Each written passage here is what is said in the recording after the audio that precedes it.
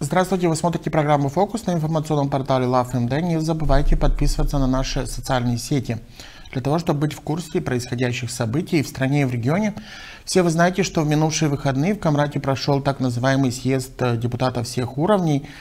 К нему может быть разное отношение, в том числе и с точки зрения тех требований, которые высказывались в адрес центральных властей, но и те события, которые происходили и в отношении негативного высказывания в отношении прессы, о том, как прошел этот съезд и что ждать от резолюции, которая была принята. Сегодня мы поговорим с Николаем Дудовым, депутатом Народного собрания. Здравствуйте, Николай Харлампич. Здравствуйте, Виталий. Вы были в зале, участвовали в съезде. Как бы оставим в сторону, когда там высказывались в отношении нас, как журналистов. Как бы мы высказывались и неправительственные организации. Но если говорить о его политической составляющей, тех резолюциях и о том, что высказывалось там со сцены, вот какую оценку бы вы дали? Потому что есть разное отношение к этим съездам. Это не первый съезд, который проходит в Гагаузии, но есть и свои нюансы, потому что меняются требования из года в год. Ну и еще один момент, что этот съезд по сути не имеет никакой юридической основы под собой. И насколько его решения могут серьезно восприниматься со стороны центральных властей? Ну, в первую очередь, давайте поговорим насчет прессы. Я вам скажу, что очень много людей восприняли это очень негативно, когда, как говорится, запланирован съезд депутатов всех уровней, она имеет как бы программу, цели, и тут же сразу начинается атаковать СМИ, это нравится, это не нравится, того-то выгнать, этого оставить. Я скажу, если бы это дело пошло бы дальше, если все-таки кто-то бы решился из зала выгонять СМИ, я думаю, что я в том числе и очень многие ушли бы. Потому что я считаю, что это неправильно. Я политик с большим стажем и скажу, что очень много раз СМИ меня критиковала и сейчас критикуют. Но на то есть политика, есть политики.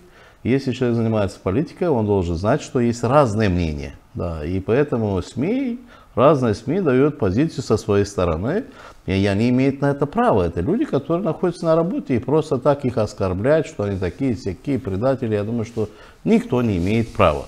Поэтому я осуждаю тех людей, которые, в принципе, публично, всеуслышание на всю республику, начали называть там очень много наших порталов, где мы находимся. Кстати, и о вашем портале, сайте тоже то же самое говорилось, и о других. Это не очень хорошо, это неправильно, это абсолютно неправильно.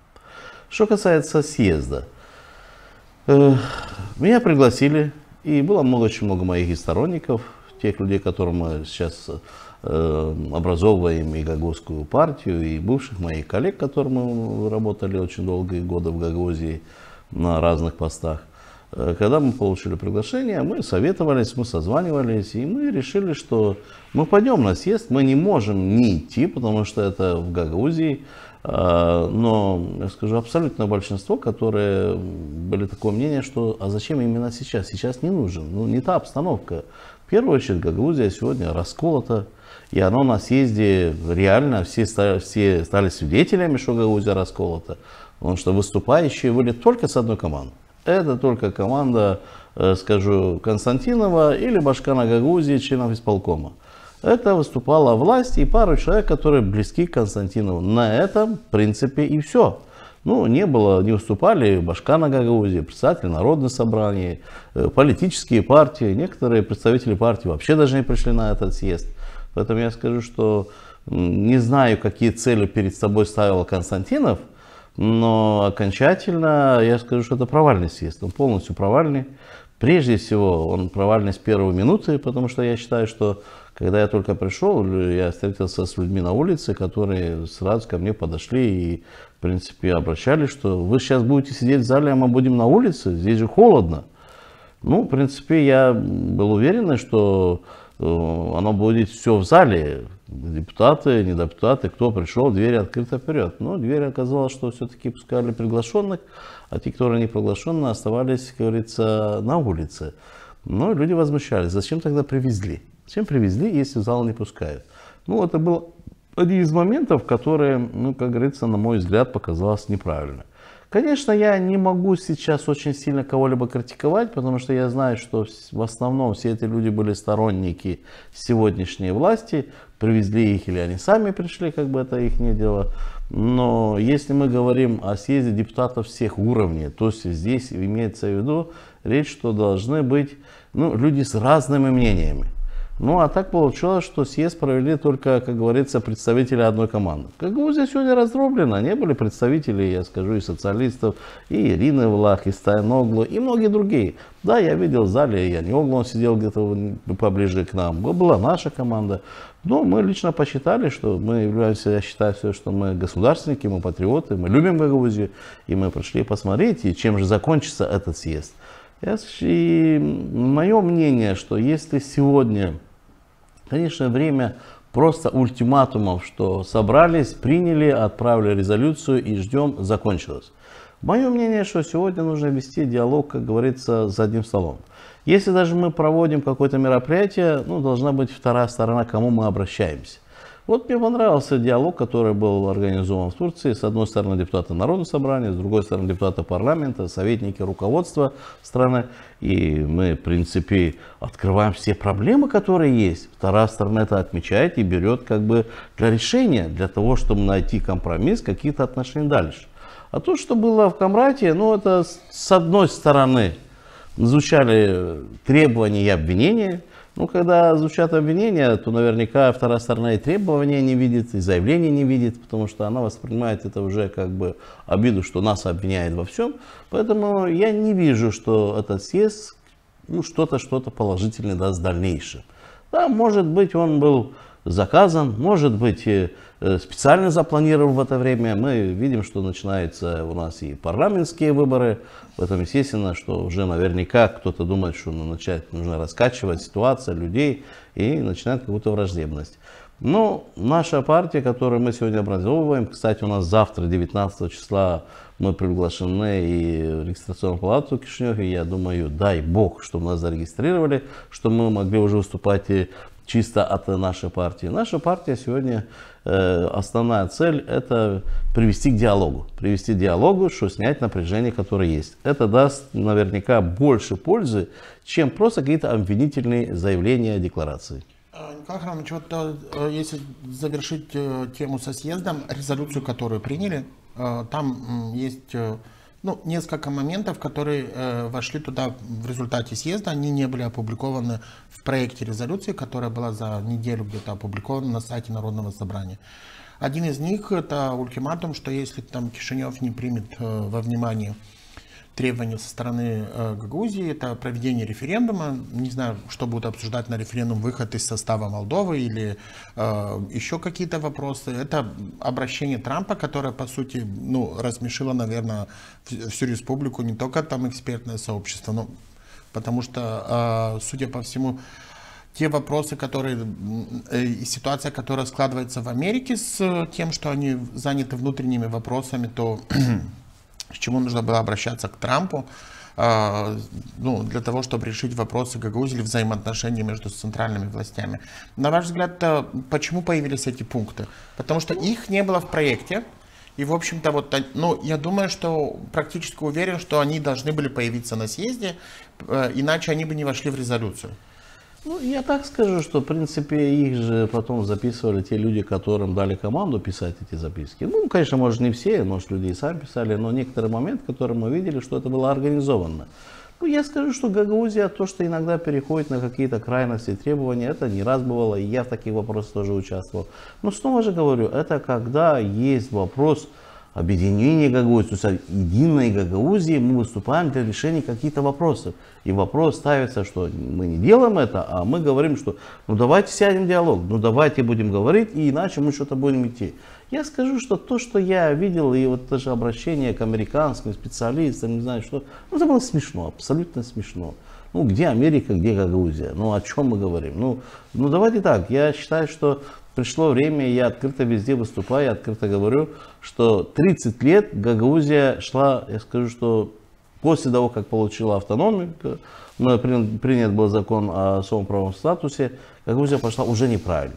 Потому что мы не стали защищать свои интересы, мы не стали руководить своим регионом, а мы начали его делегировать, что кто-то должен этим заниматься, кто-то должен дать, кто-то должен решать. И сейчас я слышу снова, давайте мы обратимся к тем, чтобы, уже дошли даже американским специалистам, да, обратимся, чтобы они там, по-моему, даже кто-то выступил из зала, сказал, что подождите, что если они начнут это все обсуждать, это все поднимать, чтобы не было так, что мы еще больше от этого минуса будем иметь.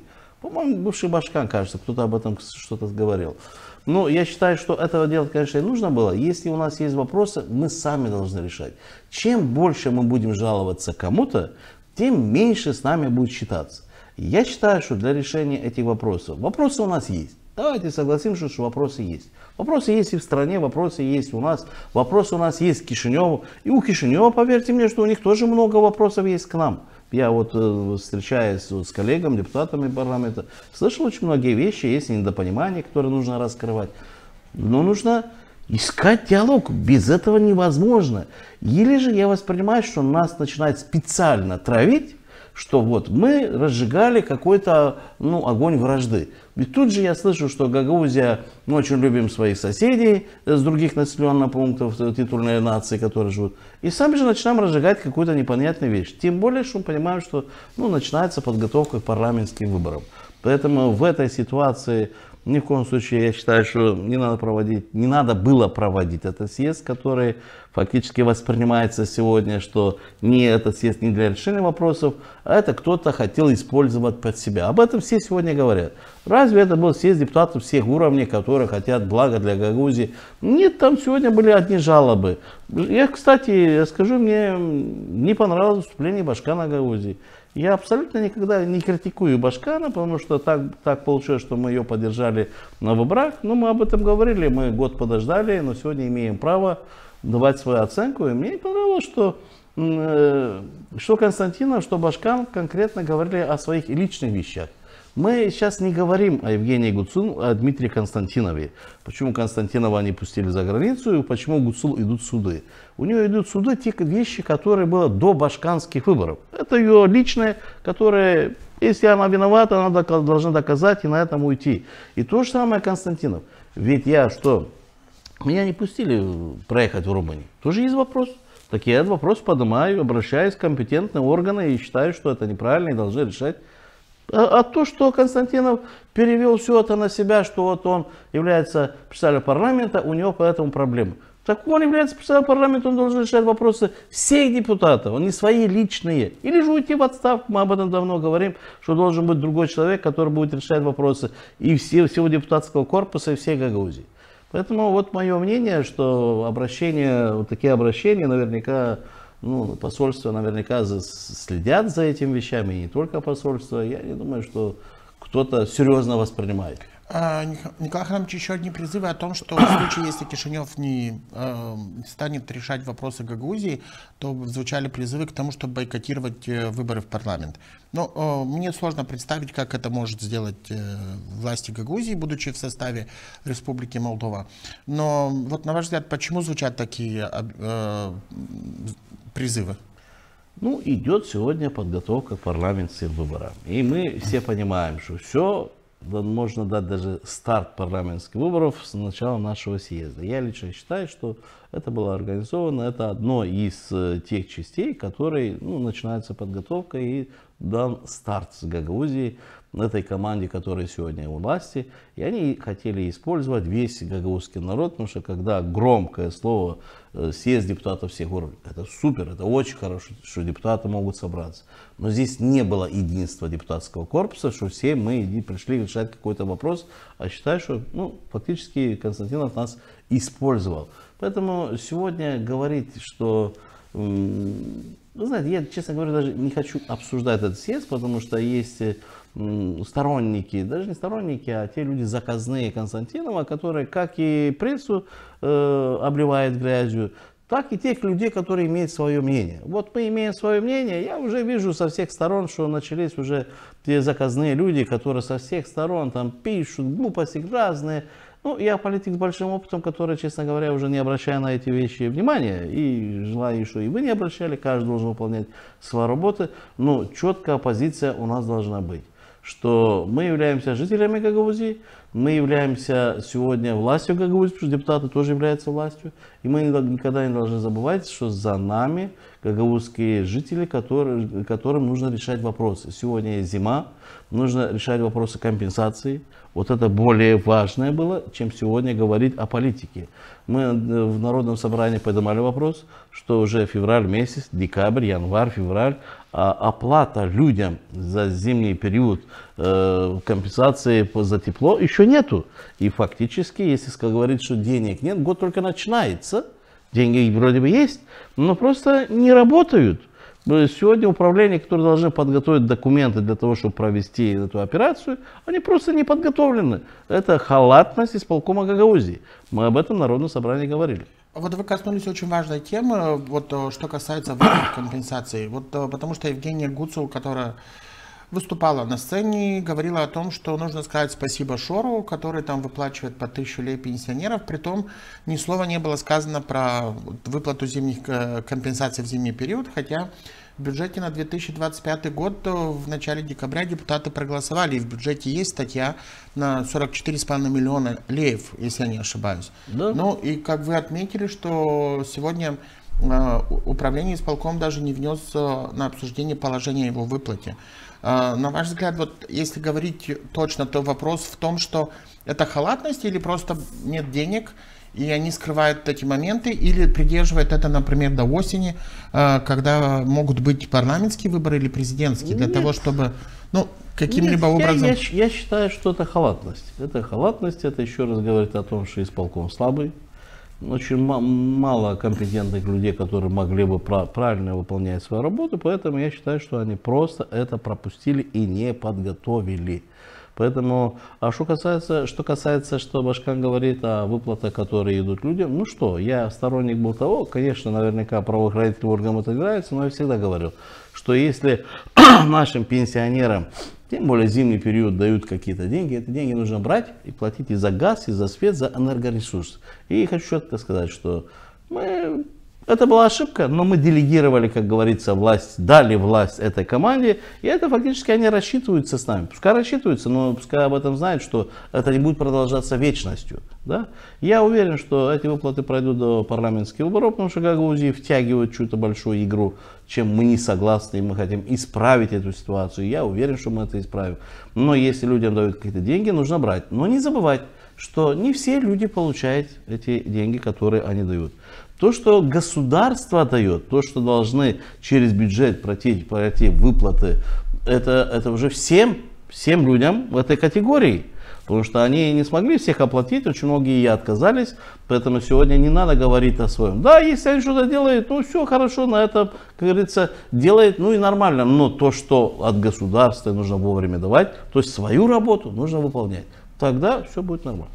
Николай Иванович, вот что касается выборов Народного собрания, мы видим, что, ну, давайте назовем вещи своими именами, что вокруг этого вопроса очень много возни со стороны большинства в Народном собрании, потому что вы неоднократно высказывались о том, что выборы должны пройти в рамках закона, и в том числе есть заключение, которое дал исполнительный комитет, и они согласились с мнением ваших коллег Железоглы и Тарнавского о том, что выборы должны быть назначены 16 ноября. Такое же заключение дало Управление юстиции и юридическое управление Народного собрания. Однако на прошлой неделе меня заинтересовал этот вопрос, и я стал изучать этот вопрос на сайте Народного собрания. Оказалось, что все комиссии Народного собрания дали отрицательное заключение на проведение выборов 16 ноября.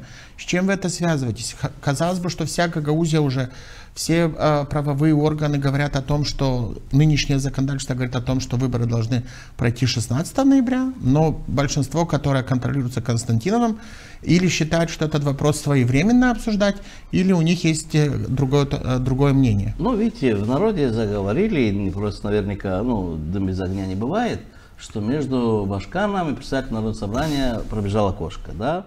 Именно по кадровым вопросам, потому что Константинов, в принципе, считает себя наместником, что он здесь все распределяет, он главный, он едет, он договаривается. Ну, а Башкан, как говорится, чуть не исполнителем. Ну, наверняка Башкану это надоело, и она начала вмешиваться в кадровые вопросы. И тот момент, что исполком Гагаузии поддержал, что выборы должны провести в ноябре, да, исполком это не решает, но она просто как бы свое мнение тоже высказывает, да. И она высказала, что законно это должно быть в ноябре. Это говорит о том, что ведь даже в исполкоме уже Константинов надоел. Надоел, что он фактически всем командует, он узурпировал власть.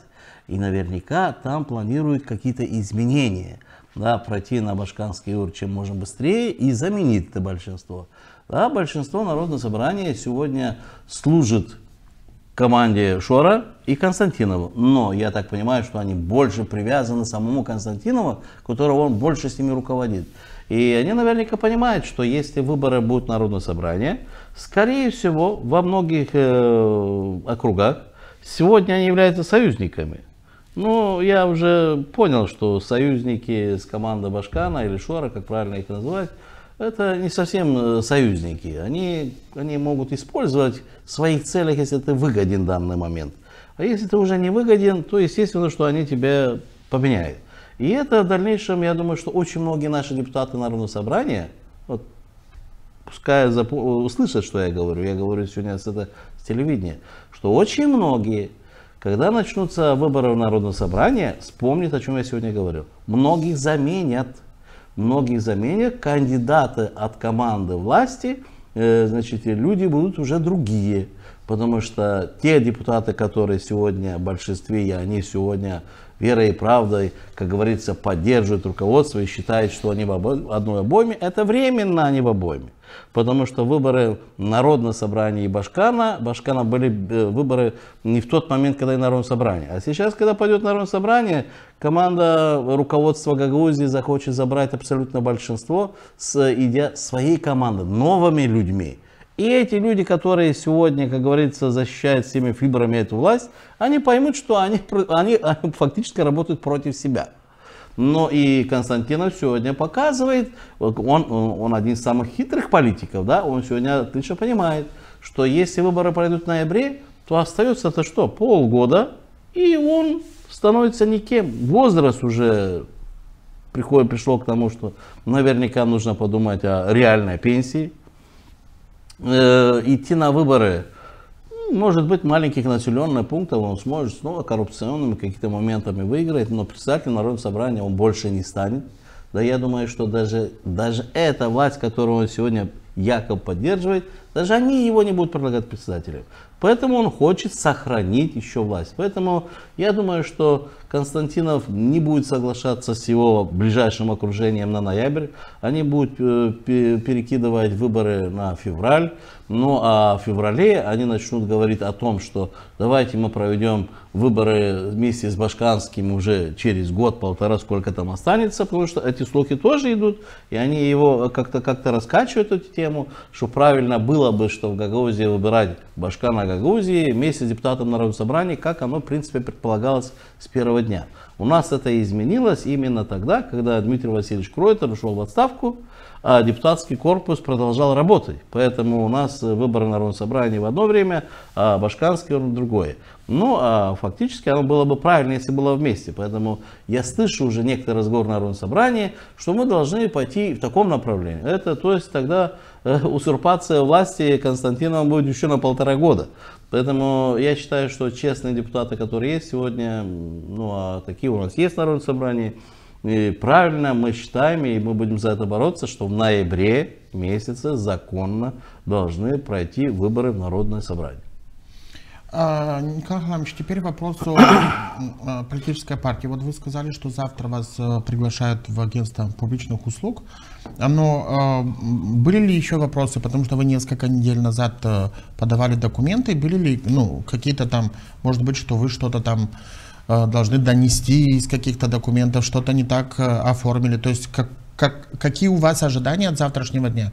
То есть какова, по вашему мнению, больше вероятность? Вам что-то скажут, что вы должны еще доделать, или вы можете получить завтра регистрацию? Ну, мне сегодня позвонили с регистрации и сказали, что завтра приглашают нас на диалог, если мы были в Кишиневе, даже сегодня. Хотя у нас определена дата, 19 число, нас пригласили, ну, для того, чтобы обсудить следующий шаг. Ну, сегодня уже был звонок, что сегодня-завтра нас ждут на официальный диалог. Это предполагает, я так думаю, это предполагает наверняка, что, скорее всего, будут вопросы какие-то. Но мы настроены, что даже если будут какие-то вопросы, даже если, как бы вы сказали, что наверняка что-то нужно будет поменять, что-то доделать, ну что при регистрации всегда находятся какие-то ошибки в документации.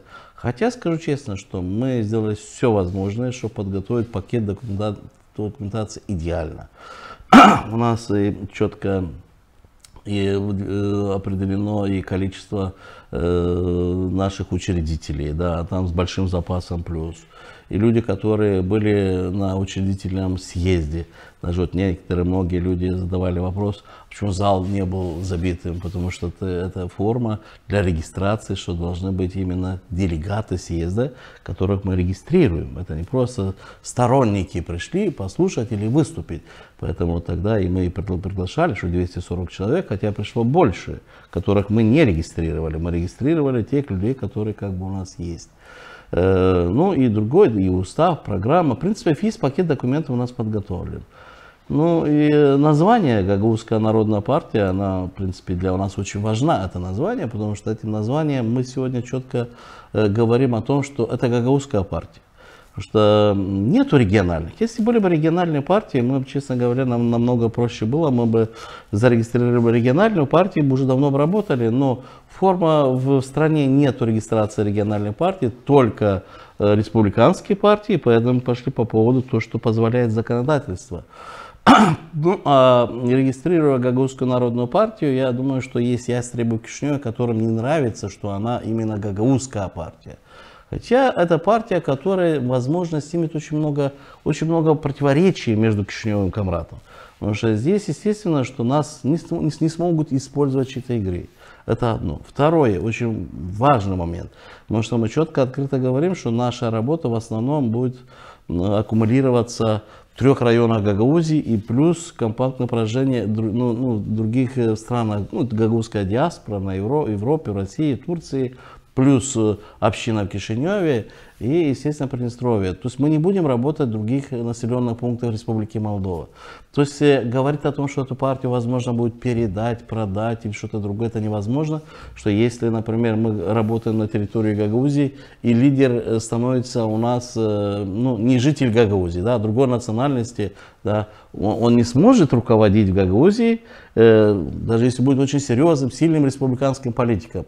Но его наши люди не будут воспринимать, потому что это делается конкретно для компактно проживающих жителей автономии, для гагаузов, выходцев Гагаузии.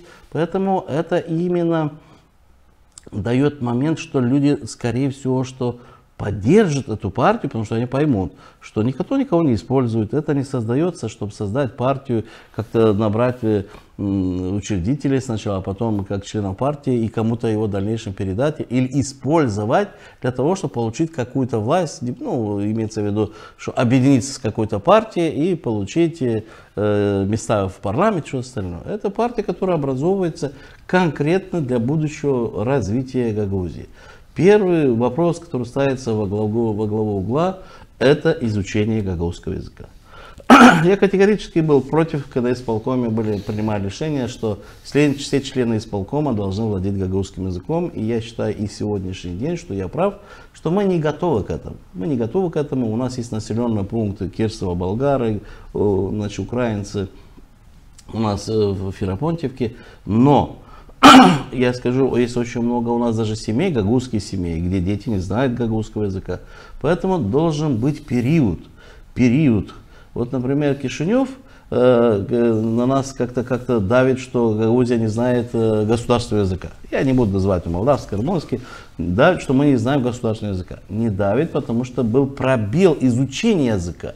Когда нужно было более серьезно отнестись, программу совсем. Поэтому я, когда говорю о гагаузской партии, четко тут говорю, что наша партия будет продвигать в первую очередь изучение гагаузского языка, о том, чтобы все живущие на территории Гагаузии могли изучать язык. Я не говорю, что может все должны быть совершенствованы, но изучать язык.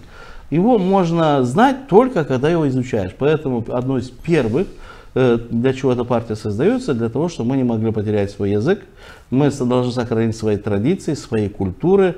Ну и, конечно, после этого мы уже переходим к следующим этапам, потому что у нас программа как бы очень расширена будет. Ну а следующий момент — это прежде всего политическая часть, где мы должны объединить Гагаузию. Единство Гагаузии. Единство Гагаузии при том, что не борясь сильно с республиканскими партиями. Я не говорю, что мы будем очень жестко относиться к какой-то партии, которая сегодня доминирует в Гагаузии. Мы четко говорим, что мы не против кого-то, мы за Гагаузию.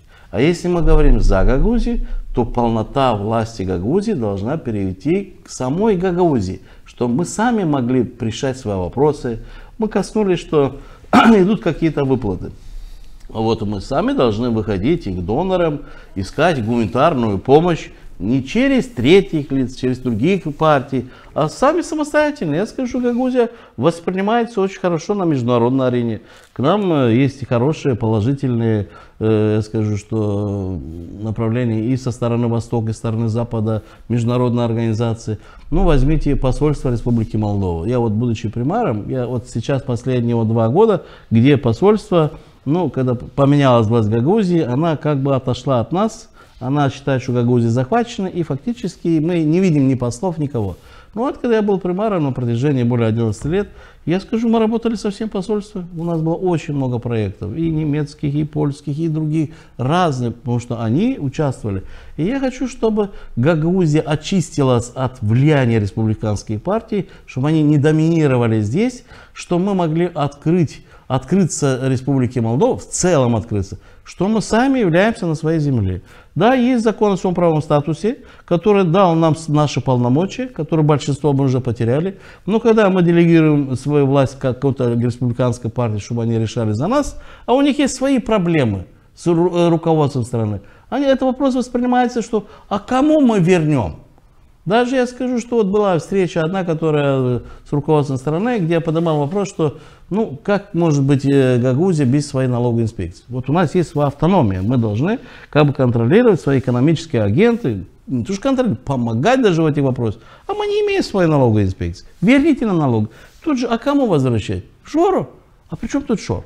Шор — это один из тех людей, которые, в принципе, об этом Башкан говорил, что она не собирается отказываться. Это их личные дела, пускай делают, что хотят. Который продвигал и, в принципе, помог Башкану выиграть эти выборы. И, в принципе, они имеют довольно-таки, наверняка, немало различных проектов. Я не хочу касаться сегодня даже близко этой темы и снова же их обвинять. Но у меня четкая позиция, что мы должны решать все свои вопросы сами. Неважно, какая власть в Кишиневе. Вот сегодня есть одна власть, да, выборы прошли, суды утвердили, идем дальше. Выборы прошли, что-то неправильно, суды не утвердили, это еще не власть. Но если суды утвердили власть, которая есть, они являются властью, мы должны дальше работать. Сегодня одна власть, все, мы работаем, мы не то что работаем, мы защищаем свои интересы, мы обращаем для решения всех наших вопросов, которые есть, и в центре знают, что эти вопросы нужны не для той партии, не для того лидера, а для самой Гагаузии, для жителей Гагаузии. Уверяю вас, тогда будет решаться. Завтра власть меняется, приходит вторая, приходит третья, пятая, десятая, без разницы, кто был бы у власти, все должны знать, что Гагаузия в дальнейшем будет решать сама все вопросы, касающиеся Гагаузии. И в гуманитарном направлении, и в политическом, и социальном, и образовательном. Николай Хамамович, что касается партии, если она будет зарегистрирована, она может поменять политический расклад в Гагаузии. То есть, если партия, которую вы инициировали и учреждаете, получит регистрацию. В свете тех поправок к уложению Гагаузии, которые предложили Тарнавский и Железоглы, потому что немного поменять систему избрания депутатов Народного собрания, Первое — это сократить с 35 до 25 и сделать Гагаузию одним округом. То есть с точки зрения перспективы для партии получается, что для партии лучше идти по одномандатному округу, потому что тогда может быть предложен список, который может быть поддержан со всей Гагаузии. Как вы рассматриваете эти изменения и как они могут отразиться на деятельности партии, которую вы учреждаете? Я не изучал полностью этот проект, но я всегда поддерживал то, что у нас депутатов много. Очень много средств идет сегодня на депутатский корпус. Второе, если я говорю, много средств идет, потому что у нас работает не 35 человек, а работает там 13-15, я даже не помню, сколько человек. Но на это количество людей, я считаю, что огромное количество денег. У нас, я считаю, что должен быть профессиональный парламент, Народное собрание, где, если депутаты, стали депутатами Народного собрания, они четко должны идти на выборы, осознавая, что они идут работать в законодательный орган во благо Гагаузии. Но не так, чтобы идти на выборы, а оставаться на своих рабочих местах, возглавлять какие-то большие предприятия, агрохозяйство и тому подобное, потому что это получается, что они не работоспособны. И грамотные, очень грамотные люди. Поэтому я считаю, что Народное собрание должно быть профессиональным. Поэтому для того, чтобы оно было профессиональным, количество мест должно уменьшиться быть. Но если люди избрали депутата Народного собрания, человек выходит на работу, он каждый день работает, занимается законотворчеством, и тогда больше пользы будет для Гагаузии. Тогда действительно Народное собрание станет таким рабочим органом. Да? Чтобы сегодня 35 человек, если взять профессионально сделать, это больше средств. Поэтому я поддерживаю, что Тарновский Железоглу выдвигает сегодня проект, где сокращение депутатов, а форма, как их выбирают, ну что ж, я, в принципе, еще этот закон не видел, но здесь нужно думать, как их правильно выбирать. Но четко моя позиция, что депутатов должно быть меньше, и они должны быть на профессиональной основе для того, чтобы работать.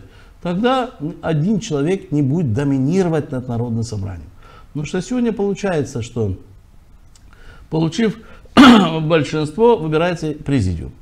Президиум в дальнейшем становится, как говорится, полностью под одним человеком. Один человек, который имеет большинство в Народном собрании, он доминирует над президиумом, и фактически большая часть депутатов не участвует в жизни Народного собрания, потому что в основном работает президиум над всеми вопросами. Вопрос запустить Народное собрание, изучить. В общем, президиум становится рабочим, а остальные депутаты на улице.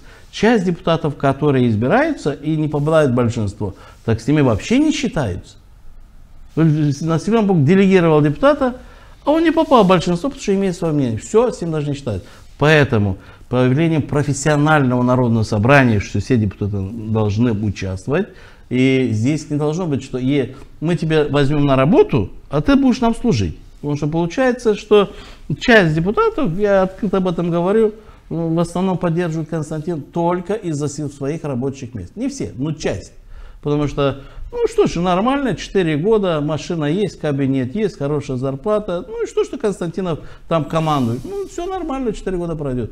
А и появление профессионального парламента уже никто не сможет, потому что они все на работе. Чем ты этого депутата, как говорится, купишь или убедишь? Если он и так на работе, он будет иметь свое собственное мнение. А если он хочет сюда прийти, то руководитель ставит, как говорится, свои условия. То, что у нас сегодня делается. Николай Иванович, вот вы чуть раньше подняли очень, на мой взгляд, важный вопрос и тему о том, что Гагаузия должна уже начинать сама заниматься своими проблемами внутри, как бы, а не требовать все время что-то у центральной власти или еще у кого-то. И вот привели пример, когда вы работали с международными партнерами, с посольствами, ту истерию, которую сейчас разводит руководство автономии, в том числе Евгения Гуцул, Константинов и их сторонники по поводу тех, кто работает с грантами, с проектами. Я не говорю сейчас средства массовой информации, потому что у нас средства массовой информации, если взять из того, что помогают международные партнеры, наверное, это самый маленький процент той помощи, которая приходит в регион, потому что мы знаем, сколько, на какие деньги и что было построено в Гагаузии. Вот в этих условиях, когда руководство автономии, по сути, ведет истерию в отношении этих моментов, думаете, реально ли будет в скором времени сменить ситуацию, даже если сменится власть? То есть как эти государства, эти люди должны относиться к тому, что здесь происходит, если происходит вот, скажем так, поливание грязью со всех утюгов. Виталий, я скажу, что я как раз один из тех политиков, которые на протяжении 20 лет мне наверняка больше всех бьют. И чаще всего получается, что на определенный момент, даже и пресса, даже конкретные люди какие-то, да, руководители, меня там обвиняют во всем, проходит несколько лет, и они говорят: а ты знаешь, ты был прав, мы зря тебя поливали грязью, а мы не разобрались, а оказывается, ты был прав. Я скажу, что вот мы идем по тому пути, я вот ожидаю, что после регистрации, да уже если начинается, нас будет бить очень сильно. Даже некоторые люди, которые сегодня являются даже моими друзьями, которые не поймут, для чего мы делаем, попытаются нас очернить, как раз в этих моментах. Я перед 30-летием Гагаузии, я был в зале, когда праздновали 30-летие в Камрате. Я вхожу в группу депутатов, которые, в принципе, мы сделали 2 встречи для того, чтобы найти компромисс отношений между депутатами Кишинева и Камрата, одна в Стамбуле, одна в Кишиневе, где мы озвучили все наши вопросы, и молдавская сторона должна решать для того, чтобы начать переговоры. И мы были приглашены встреча с руководством страны. И я скажу, что это воспринялось очень негативно. Хотя я честно скажу, что я очень доволен, что мне и моему коллеге, который был вместе в Народном собрании, удалось, потому что мы не можем встречаться где-то с премьер-министром, председателем парламента или президентом. Сегодня захотели встречаться и нас приняли. Да нет, это редчайшие случаи, где можно выразить свое мнение, задать вопросы.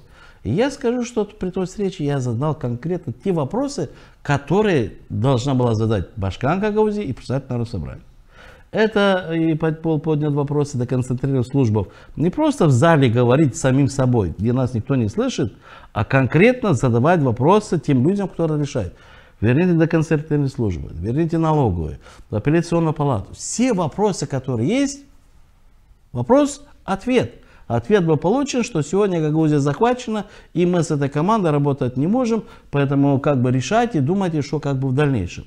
Но я скажу, что я считаю, что это правильные шаги, и вот если касается дальнейшего развития Гагаузии, конечно, Гагаузия за несколько лет до этого Башкана получила такие финансовые средства при прошлом Башкане, гранты на десятки миллионов евро. Конечно, я скажу, это был...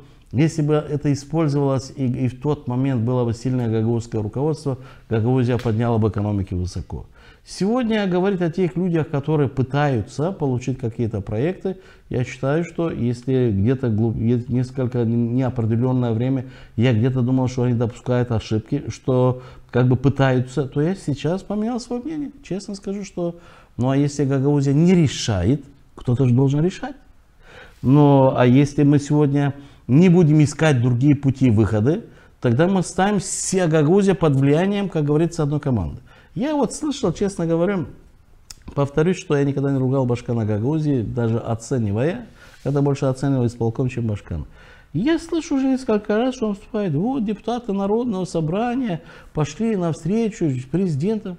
А тебе какое дело, дорогой Башкан Гагаузии? Депутат Народного собрания, который сам принимает решение, с кем встречаться, когда встречаться и как говорить, если это приносит пользу для наших жителей.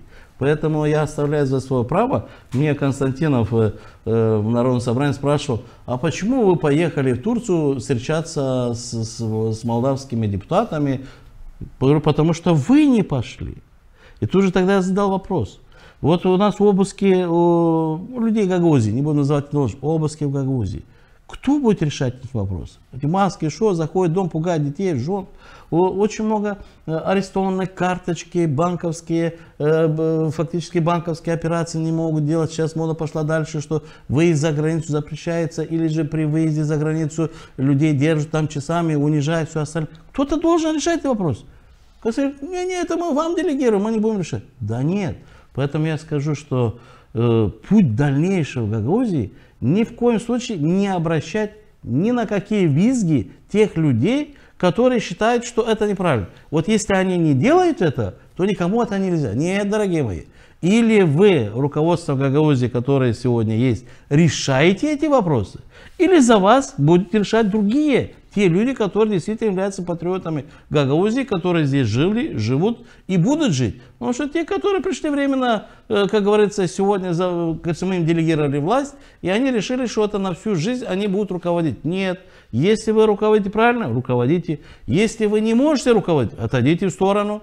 Оно в жизни так. Поэтому мы оставляем за собой право действительно встречаться со всеми, бороться за каждого гагауза, решать каждую проблему, которая за нас есть. Вот тогда мы сможем возвращать свои полномочия и защищать интересы каждого человека, который у нас есть. Ну, вообще, согласитесь, весьма странно слышать обвинение от Гуцул, который сегодня сидит в кабинете, который отремонтировал на деньги проект СЛП, который финансировал Европейский Союз, но при том обвиняет примаров и других людей, которые сотрудничают с международными партнерами. Если завершать наше интервью и говорить о том, будут ли какие-то последствия вот от этого съезда и тех политических заявлений, которые делает Константинов и Евгения Гуцул в какой-то ближайшей перспективе для Гагаузии, потому что, ну, давайте скажем откровенно, то, что мы наблюдаем с приходом этого состава Народного собрания и Евгений Гуцул, Гагаузия ничего не выиграла, кроме того, как проиграла, потому что проблемы с центральными властями были всегда на протяжении всего периода существования гагаузской автономии. Но последние годы вот даже моменты, связанные с прокуратурой, что сейчас обжаловано в Конституционном суде положение закона об особом правовом статусе. Мы видим инициативы, которые связаны с управлением внутренних дел или инспектората полиции Гагаузии. И эти вещи, которые происходят именно при этом руководстве Народного собрания и при Евгении Гуцул. Чем это все может завершиться в итоге? Да, и сегодня я как-то допустил, что я сегодня говорил и о председателе Народного собрания, и об Ашкане Гагаузии, говорил о ситуации, которая вот у нас образовывается после этого съезда. Я скажу, что абсолютно ничего этот съезд не даст. Дай Бог, чтобы она как-то пришла плюс. Но я не вижу, чем она может принести пользу. Потому что такие съезды проводились и не один раз, много раз. Но это был съезд для галочки.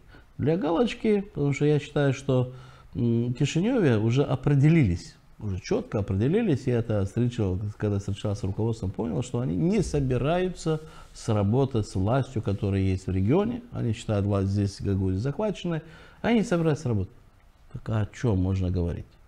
Здесь есть путь ультиматума, это в том случае, если есть с кем говорить.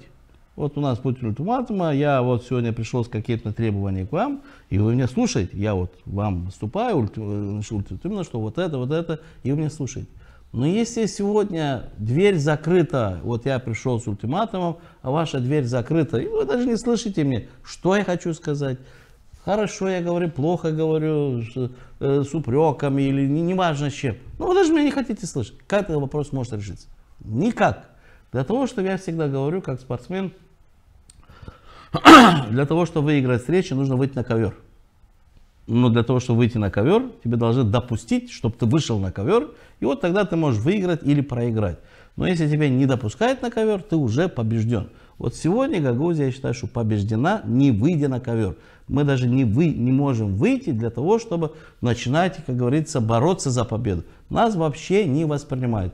Наш регион сегодня и международная организация, руководство страны, к сожалению, даже наши партнеры, не буду называть, которые всегда были рядом, и они сегодня отошли в сторону, потому что считают, что у нас что-то неправильно.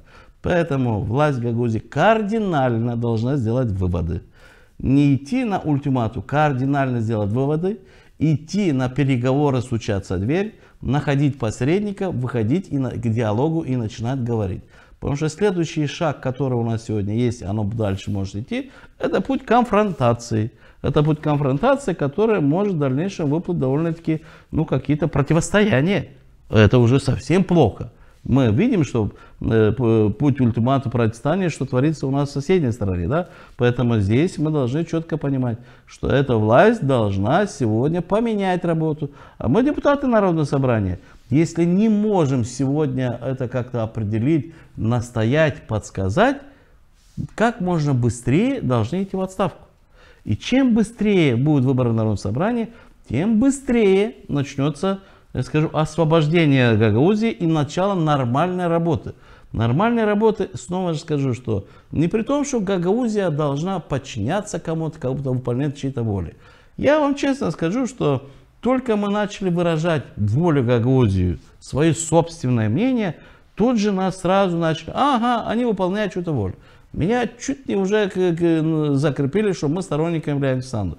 Я даже на встрече, когда мы были, я начал с того, что мы не являемся сторонниками партии ПАС и президента страны. И я не пришел в тот момент поддержать, я пришел задать вопросы, получил ответы. Потому что без задавания вопросов, получения ответов, мы не знаем дальше, как идти. Поэтому сегодня четко мы ставим перед собой вопрос. Мы не являемся сторонниками ни ПАС, ни социалистов, ни Шора, ни кого-либо другого. Мы команда в Гагаузии, которая конкретно образовываем Гагаузскую партию для того, чтобы защищать интересы гагаузского народа и возвращать все наши полномочия. И уверяю вас, вот с этой трибуны, что пройдет некоторое время, и мы будем возвращать.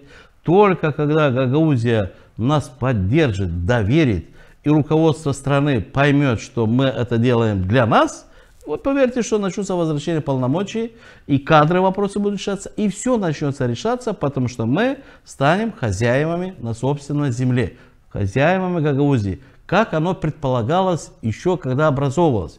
После Гагаузской республики, когда был найден компромисс, он довольно-таки был, так сегодня говорят, что он был легкий путь. Нет, это был сложнейший путь, да, и как бы ни говорили, но есть у нас и погибшие ребята, и это участие, как говорится, больших игроков, и приезда и турецкого президента Демиреля, и наши патриоты сыграли большую роль. Но получив автономию, я скажу, что мы как будто попали в какую-то яму. Вот нам дали автономию, а мы решили, что мы ничего не умеем, давайте мы дадим кому-то, и он за нас будет решать вопрос. Нет, четко сегодня стоит вопрос. Пускай не обижается ни один политик с центрального, с центра, что я так выступаю, так говорю. Никто никому, не кажется, не выгоняет с Гагаузии, не запрещает какую-то работу. Но я уверен, что гагаузский мини-национализм, патриотизм, она сыграет свою роль. Потому что жители Гагаузии поймут, что эта партия, которая создается, она не создается для Николая Додогу. Поверьте, что мне уже 58-59 лет, да? Сколько до пенсии. Но я хочу, чтобы сзади новая волна, новое поколение людей гагаузов точно так же думали, а может быть еще новыми идеями. Потому что те проекты, которые приходили в Гагаузии, мы их не использовали. Но те гуманитарные помощь, которые сегодня, об этом вот говорилось и на съезде, что российская сторона гуманитарную помощь хотела дать Гагаузии, но страна не пустила. И не даст, потому что воспринимается, что эта гуманитарную помощь получает не Гагаузия, а получает его другая партия, которая сегодня имеет проблемы с центром. Мы должны уйти от вот этих, что через кого-то решать вопросы. Тогда мы сможем от наших партнеров получать и гуманитарную помощь, и с Востока, и с Запада, и вот эти социальную помощь. Гуманитарная, социальная помощь всегда Гагаузия получала. При каждом башкане.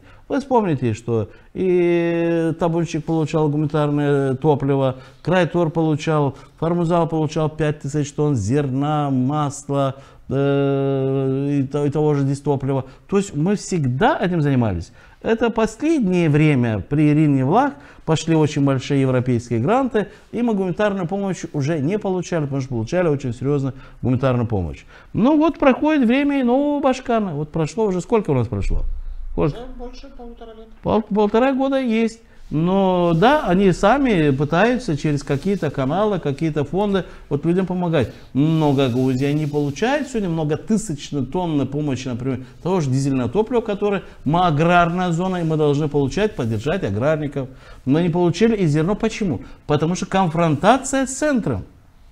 Потому что конфронтация с центром. И мы не говорим, что гагаузская сторона виновата. Но когда двое ругаются, оба виноваты. Если мы будем говорить, только одна сторона виновата, другая не виновата, поверьте, что никогда не найдем компромисс, никогда ничего не решим. Поэтому четко сегодня Гагаузия маленький регион, и мы должны находить общий язык. Мы не должны диктовать всей стране, что мы самые лучшие, мы самые сильные. Да, на территории Гагаузии мы хозяин. Но в целом стране мы должны выполнять и работать по тем законам, которые есть в стране.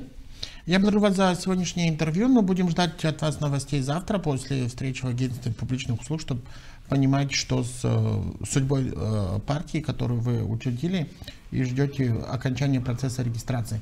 Напомню, что вы смотрели программу «Фокус» на информационном портале LAFMD. Сегодня мы говорили с депутатом Народного собрания Гагаузии Николаем Дудоглу, обсуждали резолюцию съезда и то, как он проходил, а также о том, как идет процесс регистрации Гагаузской народной партии и что ждать от дальше, чем завершится этот процесс и что ждет в ближайшем будущем Гагаузии. Не забывайте подписываться на наши платформы в социальных сетях.